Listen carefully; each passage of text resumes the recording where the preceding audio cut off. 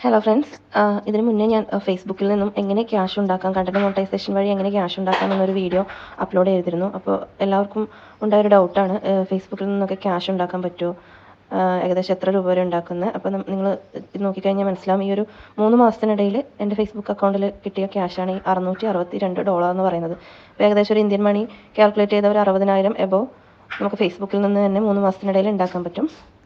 അപ്പോൾ ആദ്യമായിട്ട് നിങ്ങൾക്ക് വേണ്ടത് ഒരു ഫേസ്ബുക്ക് അക്കൗണ്ട് അല്ലെങ്കിൽ ഒരു ഫേസ്ബുക്ക് പേജാണ്. ഫേസ്ബുക്ക് പേജ് വഴി നിങ്ങൾക്ക് കുറച്ചുകൂടി എളുപ്പത്തിൽ റീച്ച് ആവാനും, അതുപോലെ നമ്മൾ ഒരു വീഡിയോ അല്ലെങ്കിൽ ഒരു ഫോട്ടോ അപ്ലോഡ് ചെയ്യുമ്പോൾ നമുക്ക് കുറച്ചുകൂടി ഫേസ്ബുക്ക് പ്രൊഫൈലിനെക്കാട്ടും കൂടുതൽ വേഗത്തിൽ റീച്ച് ആവുന്നത് ഫേസ്ബുക്ക് പേജാണെന്ന് എനിക്ക് തോന്നിയിട്ടുണ്ട്.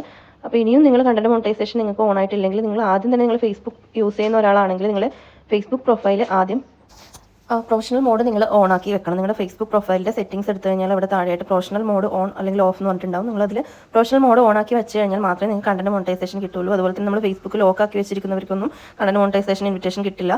എപ്പോഴും നമ്മൾ പ്രൊഫൈൽ ലോക്ക് ചെയ്യാൻ പാടില്ല. അതുപോലെ തന്നെ പ്രൊഫഷണൽ മോഡ് ഓൺ ചെയ്തും വെച്ചിരിക്കണം. ഇനി അഥവാ നിങ്ങൾക്ക് നിങ്ങളുടെ പ്രൊഫൈൽ യൂസ് ചെയ്ത് പോസ്റ്റുകൾ ഇടണമെങ്കിൽ നിങ്ങൾക്ക് ഒരു പേജ് ക്രിയേറ്റ് ചെയ്യാം സെപ്പറേറ്റ് ആയിട്ട്. ആ പേജിൽ നിങ്ങൾ പ്രൊഫൈലുമായിട്ട് കണക്ഷനൊന്നും ഉണ്ടാവില്ല.